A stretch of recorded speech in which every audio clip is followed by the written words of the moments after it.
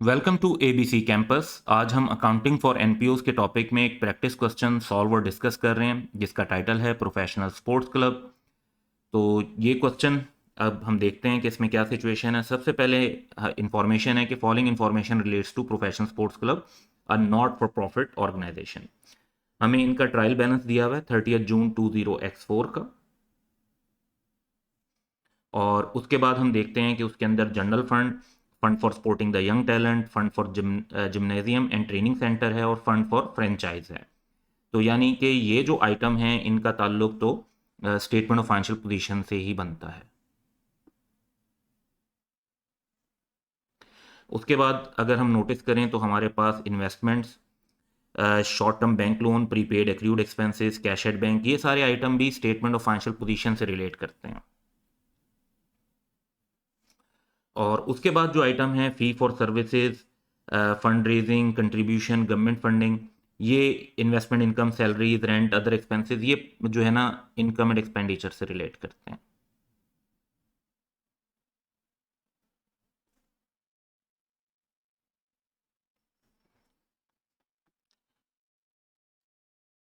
तो trial balance के items के बाद जो फर्दर इंफॉर्मेशन है उसको पढ़ना भी ज़रूरी है।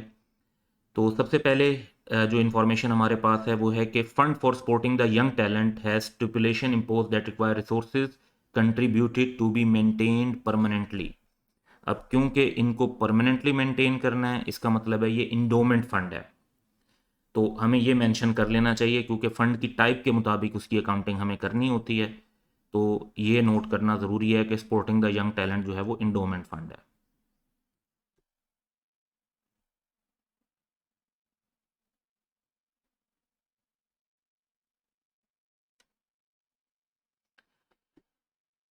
इसके बाद फर्दर हम क्वेश्चन में देखते हैं। तो above contribution received include 15 million contribution related to SYT यानी सपोर्टिंग द यंग टैलेंट, तो इसको भी हम सेपरेट कर देंगे। इन्वेस्टमेंट इनकम में भी कुछ शामिल है, उसको भी शामिल कर देंगे। और फिर फर्दर डिटेल्स भी यहाँ की बना है।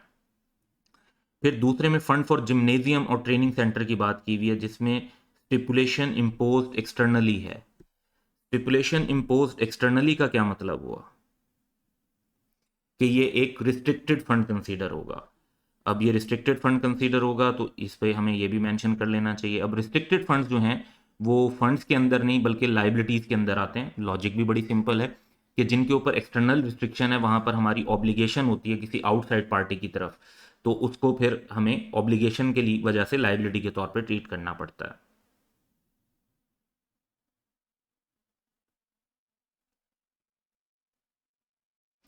और ये रिस्ट्रिक्टेड है एक्सटर्नली।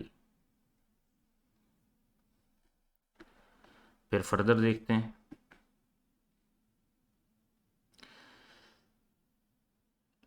फिर है कि जी last year the trustees of PSC impose stipulation. अब ट्रस्टीज ने जब कोई स्टिपुलेशन इम्पोज की तो ये इंटरनल है।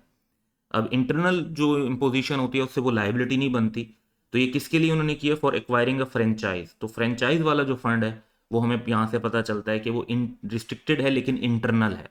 इसका मतलब है इसको हम फंड्स के अंदर ही शो करेंगे। तो इसके आगे मेंशन कर लेते हैं कि ये इंटरनल है।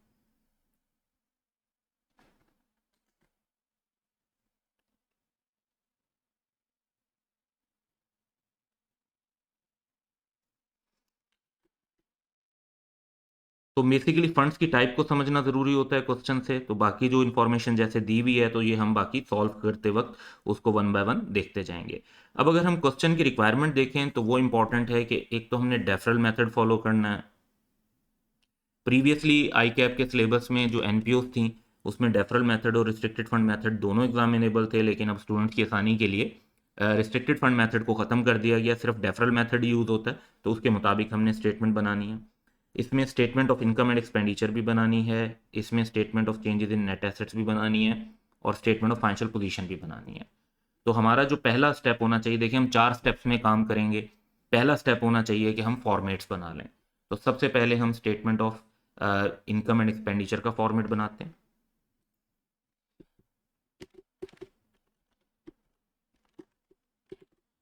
Professional sports club statement of income and expenditure for the year ended 30 June 20x4। इसमें अब हमें इनकम्स को रिफ्लेक्ट करना है और दूसरे नंबर पर एक्सपेंडिचर को। फिर इनकम और एक्सपेंडिचर के डिफरेंस से हमें टिपिकली सरप्लस और समटाइम्स डेफिसिट मिल सकता है। दूसरे हमें जो स्टेटमेंट बनानी है वो statement of changes in net assets है। Professional sports club statement of change in net assets for the year ended 30 June 2024। अच्छा, अब इसमें अगर आप नोटिस करें तो जब हम क्वेश्चन में फंड्स को देखते हैं तो वहां से हमें ये पता चलता है कि एक रिस्ट्रिक्टेड फंड है जो लाइबिलिटी के तौर पर शो होगा, बाकी एक जनरल फंड है, exporting the young talent endowment fund है, और फ्रेंचाइज वाला इंटरनल फंड है। तो जो रिस्ट्रिक्टेड एक्सटर्नली रिस्ट्रिक्टेड फंड है उसके अलावा बाकी फंड्स हमें statement of changes in net assets में शो करने हैं।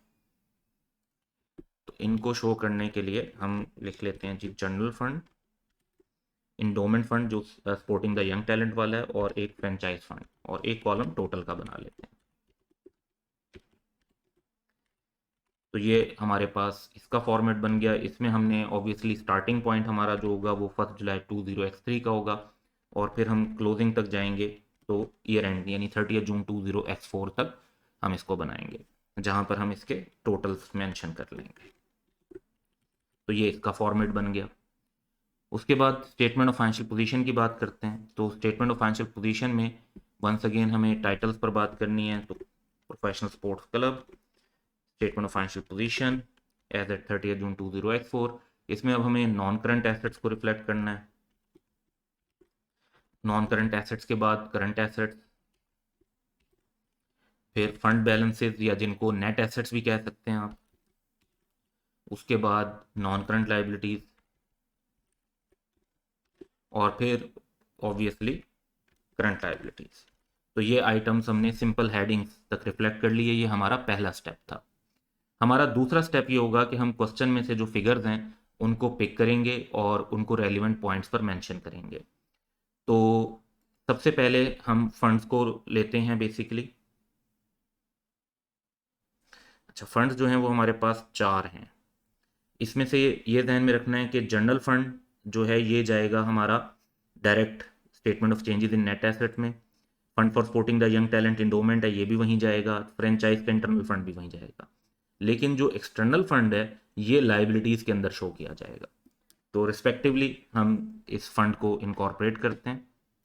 Statement of changes in net assets में आते हैं तो जनरल फंड हमारा 1147, इंडोमेंट फंड 50, फ्रेंचाइज फंड 3, और यहाँ पे हम इसका टोटल भी 1200 मेंशन कर सकते हैं। स्टेटमेंट ऑफ फाइनेंशियल पोजीशन में आए तो अब हमारे पास जो जिम्नेजियम के लिए फंड है उसको हमें नॉन करंट लाइबिलिटीज में शो कर देंगे, जिसकी फिगर 115 है। इसमें आगे एडजस्टमेंट्स हो सकती हैं, तो अभी फाइनल फिगर के तौर पर नहीं लिख रहा है। फिर क्वेश्चन में आते हैं और क्वेश्चन में फर्दर फिगर्स देखते हैं। तो क्वेश्चन में फर्दर फिगर्स जो हमारे पास हैं वो स्टेटमेंट ऑफ फाइनेंशियल पोजीशन वाली फिगर्स को पिक करेंगे। तो हमारे पास लॉन्ग टर्म एसेट्स हैं, नेट पे हैं यानी नेट ऑफ डेप्रिसिएशन होंगे। इन्वेस्टमेंट्स हैं, इनको भी हम लॉन्ग टर्म एज्यूम कर लेते हैं। शॉर्ट टर्म बैंक लोन है, ये करंट लाइबिलिटीज़ में शो हो जाएगा। प्रीपेड और एक्रूड एक्सपेंसेस दोनों हैं, तो इसमें जो प्रीपेड वाले हैं इनको हम करंट एसेट्स में ले जाएंगे, और जो एक्रूड हैं इनको हम करंट लाइबिलिटीज़ में ले जाएंगे। कैश एट बैंक भी है। तो ये आइटम्स अब हम नोट कर लेते हैं। तो सबसे पहले हम लॉन्ग टर्म एसेट्स की बात करेंगे। तो नॉन करंट एसेट्स के अंदर कैपिटल एसेट्स इन्हें बोला जाता है। इसमें से अगर कोई कलेक्शन वगैरह इस तरह की चीज़ें होंगी तो उनको बाद में सेपरेट कर देंगे। फिर हमें इन्वेस्टमेंट्स दी हुई हैं तो वो मेंशन कर लेते हैं 1204 की। उसके बाद प्रीपेड एक्सपेंसेस हैं, फिर एक्रूड एक्सपेंसेस हैं तो वो करंट लाइबिलिटीज़ में होंगे, और फिर कैश एंड बैंक का बैलेंस है तो इसको भी हमने नोट कर लिया।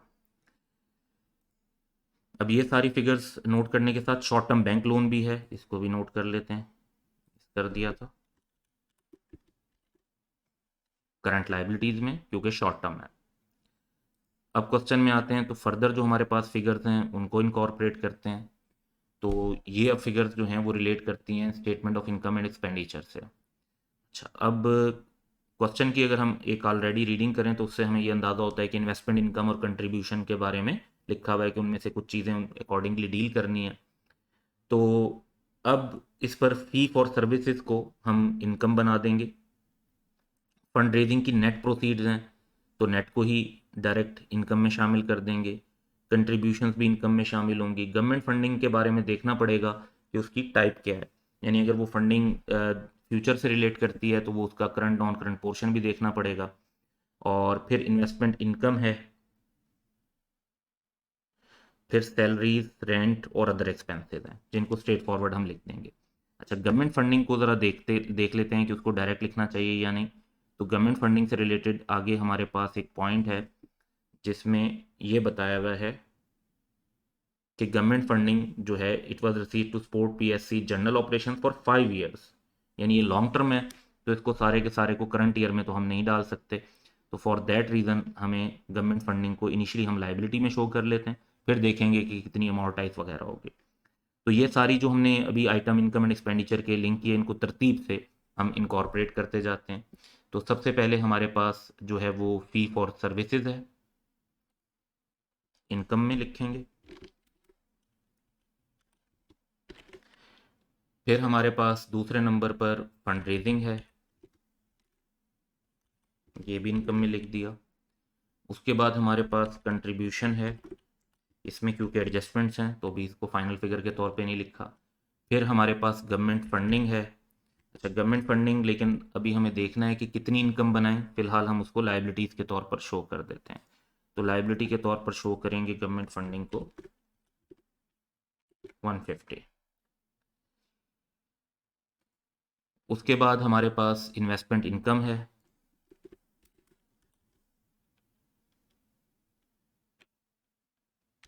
144 की, इसमें भी एडजस्टमेंट है इसलिए फाइनल फिगर के तौर पे नहीं लिखा।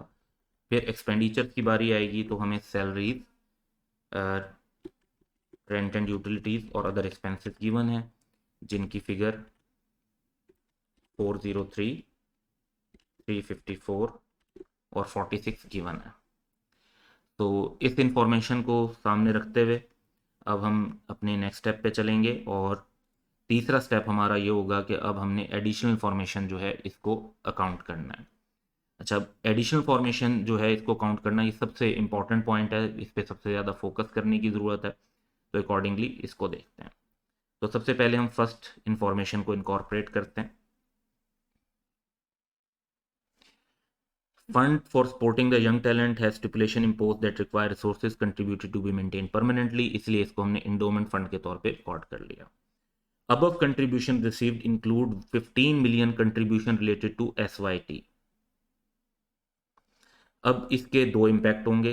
एक इम्पैक्ट ये होगा कि इसे हम कंट्रीब्यूशन वाली फिगर जो इनकम एंड एक्सपेंडिचर में है वहां से निकाल देंगे और फिर इसे statement of change in net asset में डायरेक्टली नेट एसेट्स के अंदर ऐड करेंगे। दूसरा, यहां तक बात हो गई। फिर investment income of ₹144 million include ₹6 million that is externally restricted to be added to principal amount of resources of SYT. तो इसको भी डायरेक्टली नेट एसेट में लेना होगा, ये दूसरी एडजस्टमेंट। यानी एक एडजस्टमेंट 15 की करनी है कंट्रीब्यूशन से और 6 की करनी है इन्वेस्टमेंट इनकम से। There is no the restriction on investment income, challenge ही सिर्फ यही है। As part of agreement with contributors of SYT, PSC required to allocate 5 million from general fund to SYT fund annually. तो fund to fund transfer भी होना है 5 million का।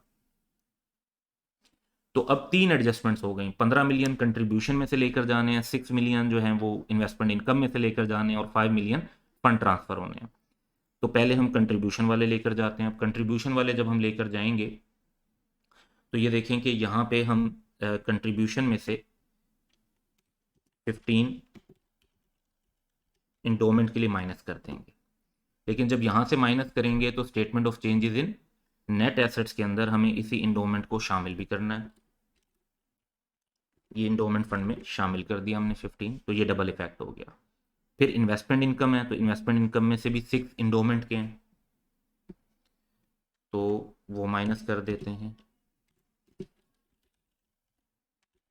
और इसमें फर्दर क्योंकि कोई रिस्ट्रिक्शन नहीं है तो ये फाइनल फिगर हो जाएगी जिसे हम लिख सकते हैं 138। अब ये भी जो इन्वेस्टमेंट इनकम हमारी ऐड होगी ये भी फिर क्योंकि डायरेक्टली नेट एसेट्स के अंदर होगी क्योंकि इंडोमेंट की इन्वेस्टमेंट इनकम है, 6 की ये आ गई। फिर उन्होंने कहा कि जी जनरल फंड से ट्रांसफ़र करना है इंडोमेंट फंड में, तो जनरल फंड में से फिगर माइनस हो जाएगी और इंडोमेंट फंड में ऐड हो जाएगी। तो ये हमारी फर्स्ट एडजस्टमेंट कंप्लीट हो गई। अब हम सेकंड एडजस्टमेंट की तरफ चलते हैं। सेकंड एडजस्टमेंट ये है कि fund for gymnasium and training centre has stipulation imposed externally that it shall be used exclusively for building a gymnasium and training centre in Nawabpur town. तो लोकेशन वाइज उसकी और कंस्ट्रक्शन के लिए उसकी एक्सटर्नल स्टिपुलेशन है। इसका मतलब है कि ये लाइबिलिटी में शो करेंगे हम। Contribution received include contribution of 14 million to acquire free hold land for the centre, however no land has been acquired yet. अभी तक लैंड खरीदी नहीं है और उस सेंटर के लिए, लेकिन 14 मिलियन उस कंट्रीब्यूशन में इसकी लैंड को लेने के लिए भी शामिल हैं। तो ये तो एक तरह लॉन्ग टर्म किस्म का फंड है, अभी कंस्ट्रक्शन होगी फिर इसकी कोई डेप्रिसिएशन वगैरह किसी टाइम पर चार्ज होगी। लेकिन ये कि 14 मिलियन इसका मतलब है कि हमें कंट्रीब्यूशन से निकालने चाहिए और जो है इसकी लाइबिलिटी के अंदर ऐड करने चाहिए क्योंकि उन पे रिस्ट्रिक्शन है। तो statement of income and expenditure पे जाते हैं और कंट्रीब्यूशन के अंदर हम जो 14 है लैंड से रिलेटेड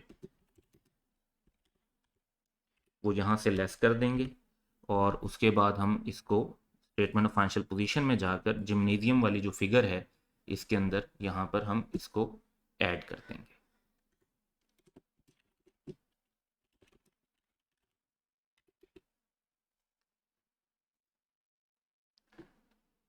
क्वेश्चन की फर्दर इंफॉर्मेशन को देखते हैं। थर्ड इंफॉर्मेशन ये है कि last year trustees of PSC impose stipulation to create, अब ट्रस्टीज ने किया ये इसलिए इंटरनल है, इसे आप नेट एसेट्स में यानी statement of changes in net assets में शो करेंगे।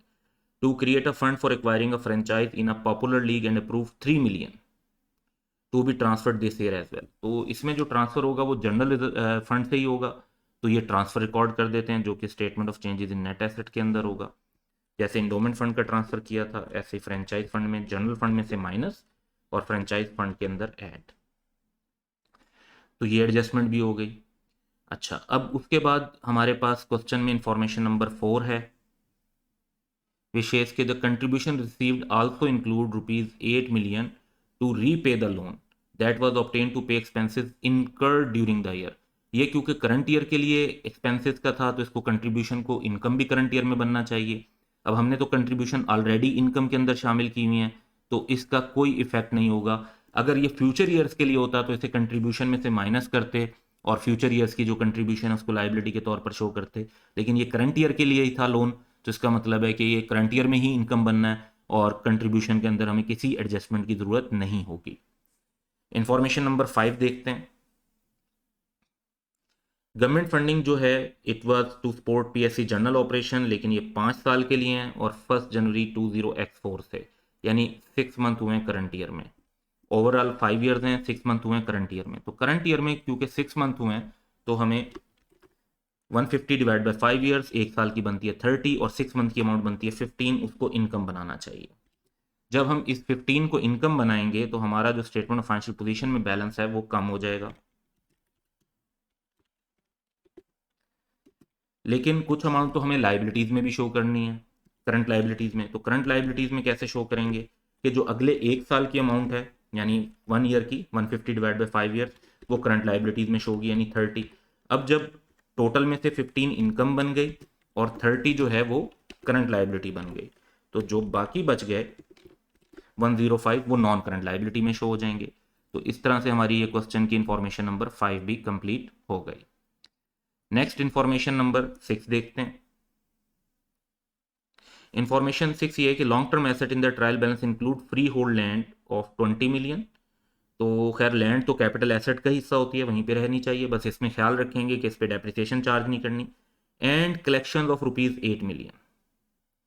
अच्छा, अब ये जो कलेक्शंस हैं 8 मिलियन की, और ये कलेक्शंस कैसी हैं? These collection represent item of such historical value that is worth preserving perpetually and PSC is committed to protect and preserve them as part of its organisation policy. तो यहाँ पे concept ये है कि ये जो कलेक्शंस हैं 8 की, इनके ऊपर कोई डेप्रिसिएशन अमोर्टाइजेशन चार्ज नहीं होनी चाहिए।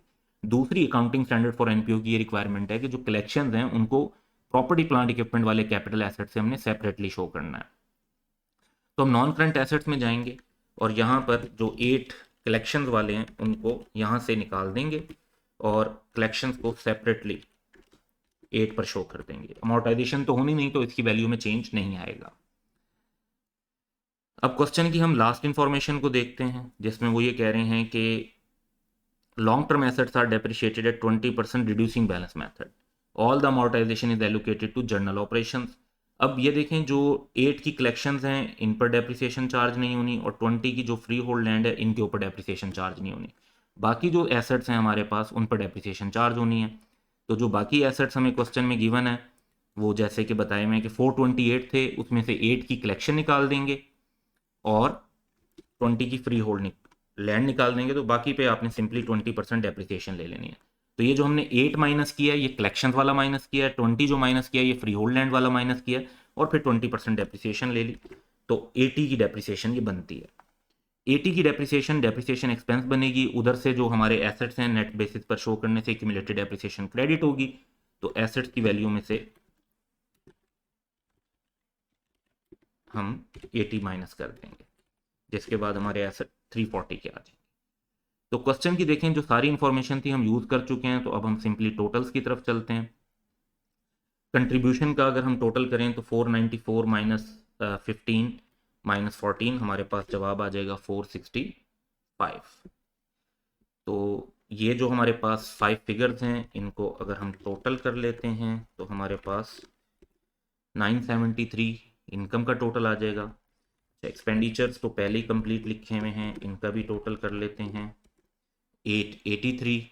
तो इसका मतलब है कि एज अ बैलेंसिंग फिगर हमारे पास 90 की फिगर आ रही है पॉजिटिव में, तो इट मीन्स कि ये सरप्लस है, यानी excess of income over expenditure. इस सरप्लस को हमें जनरल फंड्स के अंदर ऐड कर देना चाहिए, तो सरप्लस को हम जनरल फंड्स में ऐड कर देंगे। जब सरप्लस को जनरल फंड्स में ऐड करेंगे तो फिर हम जनरल फंड का टोटल कैलकुलेट कर सकते हैं, विच इज़ 1229। इसी तरह इंडोमेंट फंड का टोटल अगर कैलकुलेट करेंगे तो 76, फ्रेंचाइज फंड का टोटल कैलकुलेट करेंगे तो 6, और इधर से भी हम टोटल कैलकुलेट करते जाते हैं। ट्रांसफ़र में तो नेट 0 आएगा, तो ये टोटल भी हमारे पास जो है वो 1311 बन रहा है, और अगर हम इसको हॉरिजॉन्टली टोटल करें तो वो भी 1311 बन रहा है। अब ये जो फिगर्स हैं जनरल फंड, इंडोमेंट फंड और फ्रेंचाइज फंड की, और फिर इनका टोटल, ये स्टेटमेंट ऑफ फाइनेंशियल पोजीशन में रिफ्लेक्ट होनी चाहिए। तो यहाँ पर हम ये फंड बैलेंसेस जो है वो लिख देंगे और इनकी अमाउंट्स भी लिख देंगे। फिर इनका टोटल 115 और 14 जो जिम्नेजियम के लिए डेफर्ड कंट्रीब्यूशन है उनका टोटल 129 बना, और यहाँ पे हमारे पास 234 आ गया। करंट लाइबिलिटीज का भी टोटल कर लेते हैं, तो हमारे पास फाइनल ग्रैंड टोटल आ जाएगा 1603, जो 58, 234 और 1311 का टोटल है। अब ये एक साइड का टोटल हो गया, सेकंड साइड देखते हैं, उसमें हमारे पास नॉन करंट एसेट्स हैं जिनका टोटल 1552 बनता है। करंट एसेट्स हैं सिंपली 51 बनता है, और 1603 नॉन करंट एसेट, और करंट एसेट्स का टोटल भी यही बनता है। तो इस तरह से हमारी statement of financial position tally हो गई। That's all for today. Have a good day.